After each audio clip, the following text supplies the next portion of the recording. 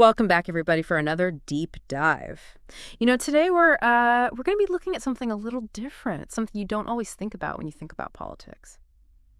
Spirituality. Yeah, it's definitely a different way to think about things. I mean, we're so used to, the back and forth of elections and all the details of different policies. It's easy to forget there could be, bigger things, kind of shaping what's happening in politics. Yeah. And that's actually exactly what this article, Politics Examined from a Spiritual and Philosophical Perspective from the Spiritual Seek website, is all about. So instead of, like who's ahead and who's behind in the polls, it's like really diving into how things like philosophy and even like our own consciousness, how those things affect things. Yeah, it's a really interesting idea. Like, could it be that how our political systems work is like actually reflecting something deeper inside of us? That's like a question this article really tries to, figure out. Okay, so the article, like right away, it starts talking about this idea of duality, and it uses this example of light and dark, like you can't have one without the other. And it really got me thinking, like, have you ever noticed how it seems like political ideas, they always seem to be clashing? Like they're like two sides of the same coin, always kind of butting heads. It's definitely something you see like all the time in history and even, in our own lives. Mm-hmm. The article uses the example of social justice and tradition and how those two ideas are often seen as being opposed to each other. Liberals often pushing for social justice, while conservatives emphasize tradition, keeping things the way they've always been. But it's interesting because, in a way, both sides ultimately want to make society better. They just see different ways to get there. So it's like they're both trying to get to the same place, but they're arguing about like what's the best road to take. Yeah, exactly. And this is where the article brings up this idea called Hegel's dialectical method.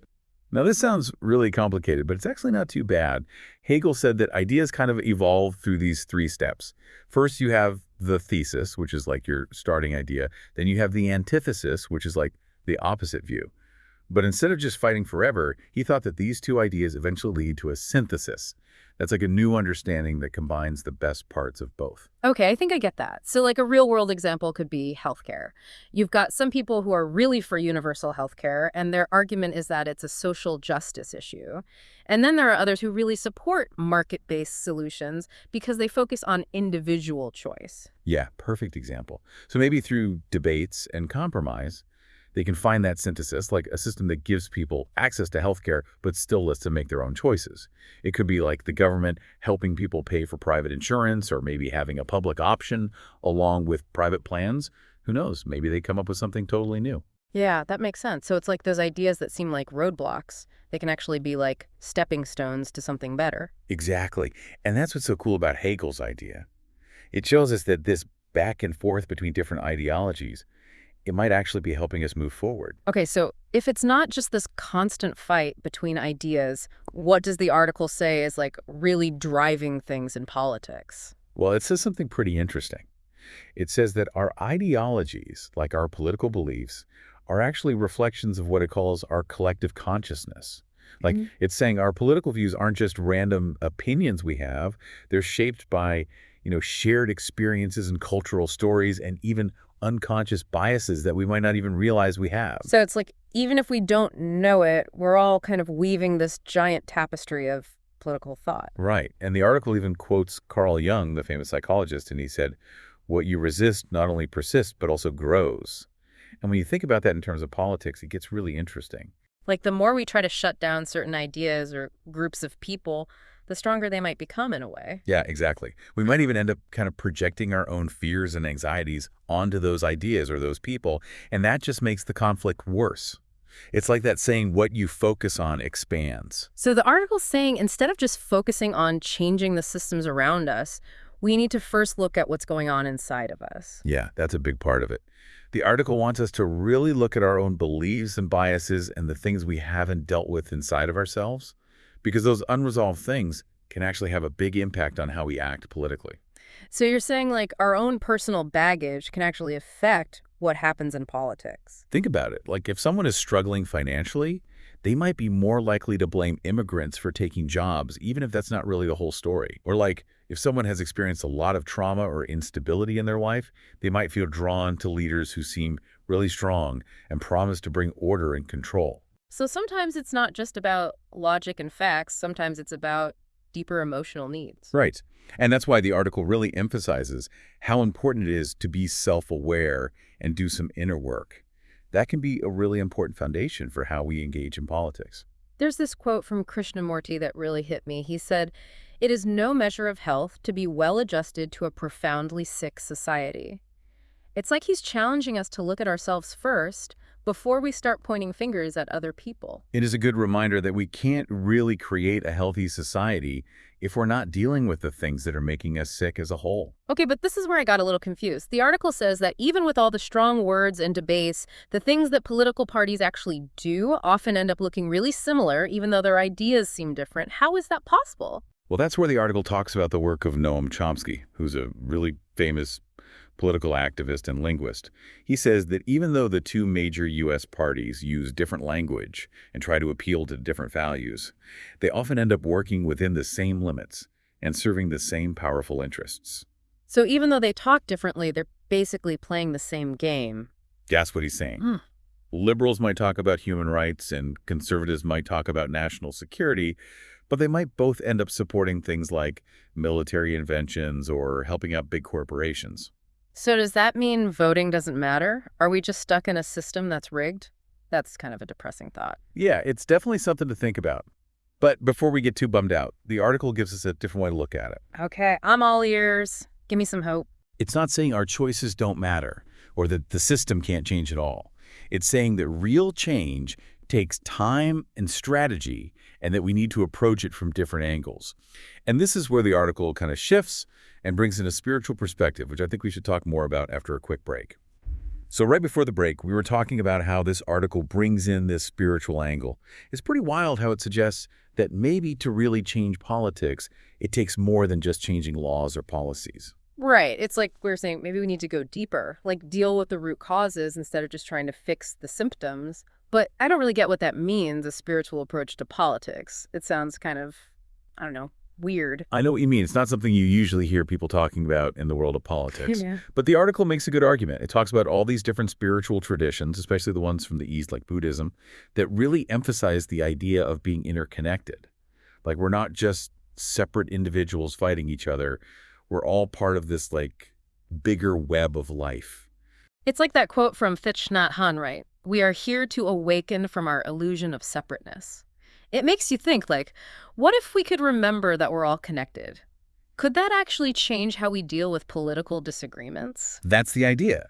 What if instead of seeing our political opponents as like enemies, we saw them as people who are on the same journey as us? We're all just trying to figure out this crazy world. Yeah. Doesn't mean we have to agree with them, but it could help us be more understanding and compassionate. Yeah, that sounds nice. But honestly, with how divided and angry everything is right now, it's hard to imagine actually doing that. Like, how do you have a compassionate conversation with someone who's totally set on ideas that you think are harmful?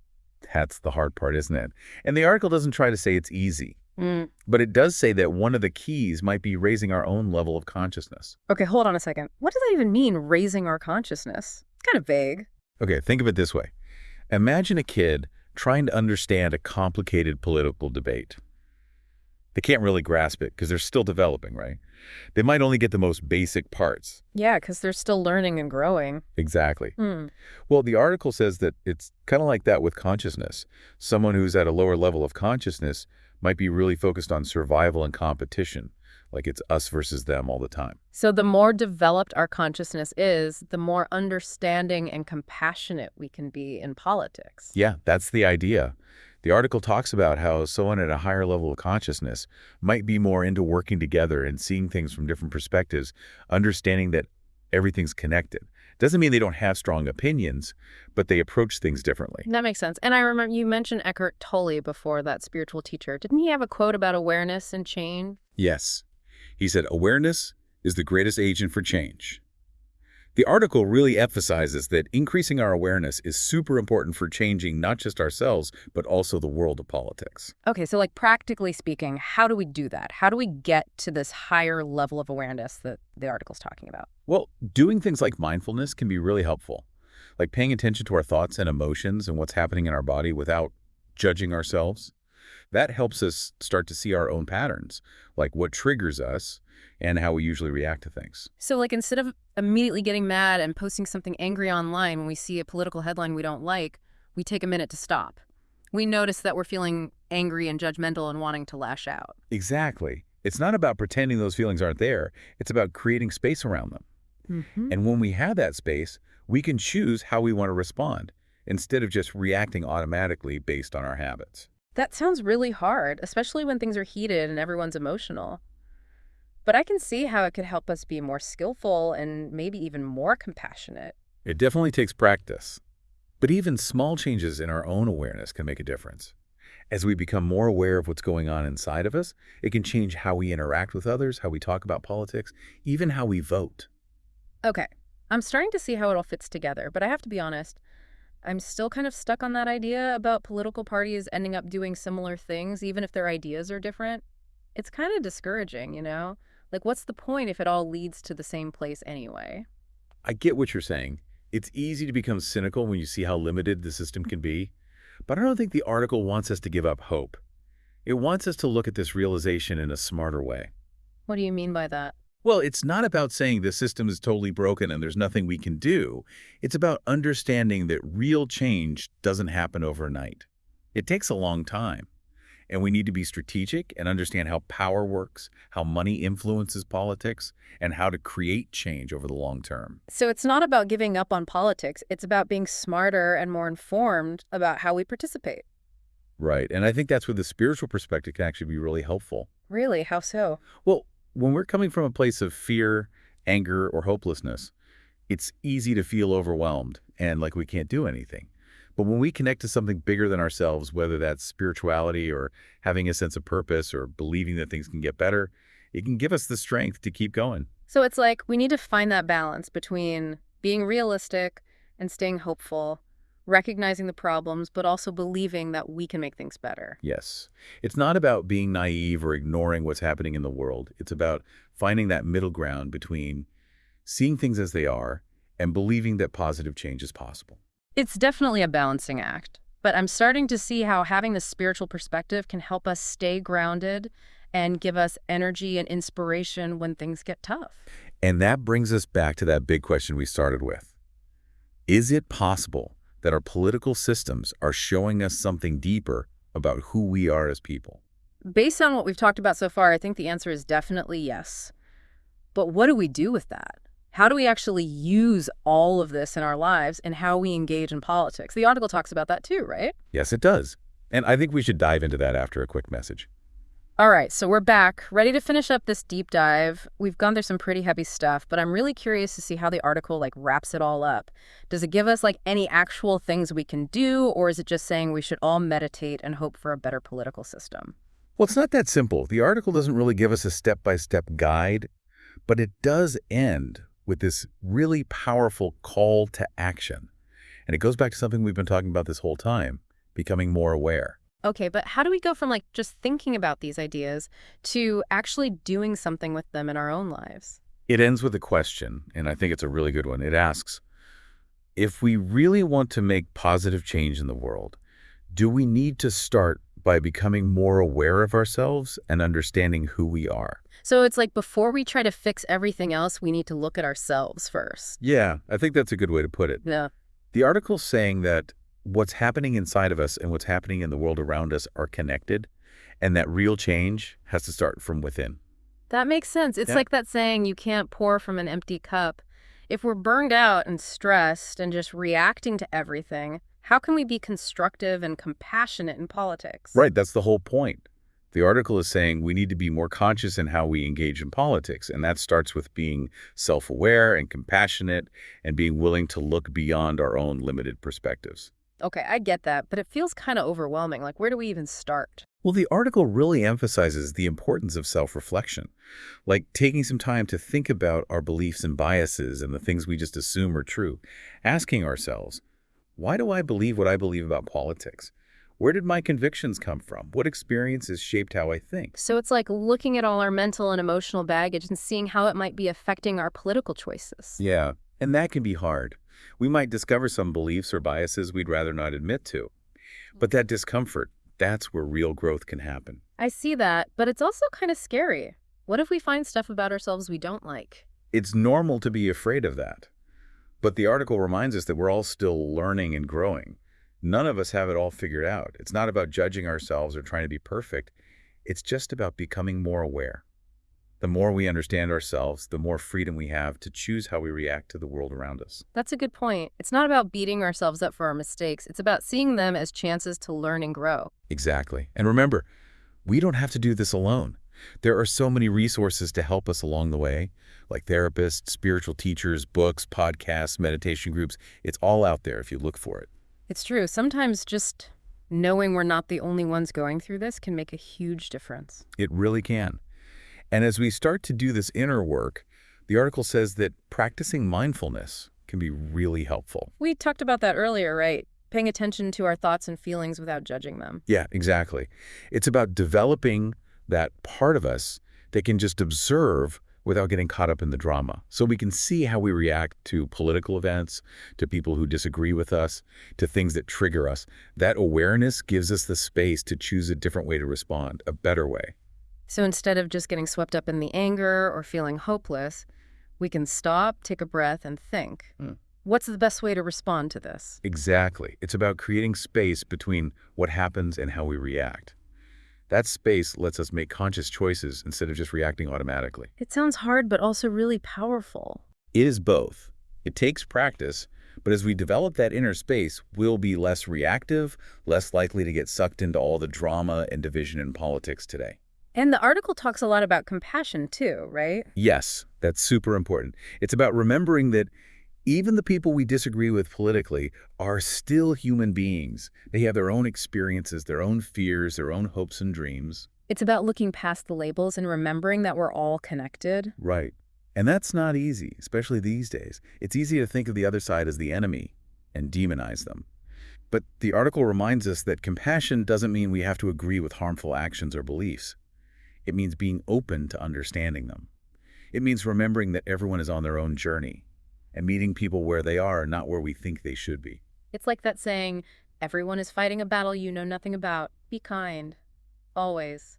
I love that. When we start from that place of understanding and compassion, we can have better conversations, build bridges, find common ground. We might not always agree, but at least we can see each other as human beings who deserve respect. Okay, so it sounds like this call to action is really about becoming more aware, more compassionate, and more engaged citizens. It's about understanding that politics isn't just something that happens out there. It's a reflection of who we are. Exactly. And if we want to see positive change in the world, we have to start by working on those qualities within ourselves. It's not about waiting for someone else to fix things. It's about being the change we want to see. This has been such an eye-opening deep dive. I feel like I have a whole new way of thinking about politics. It's not just about winning elections or passing laws. It's about a much deeper change, both within ourselves and in society as a whole. I agree. And I hope our listeners are inspired to keep exploring these ideas and think about how they can be more conscious in how they participate in politics. There are so many resources out there to help us on this journey. Books, articles, podcasts, meditation groups, spiritual communities.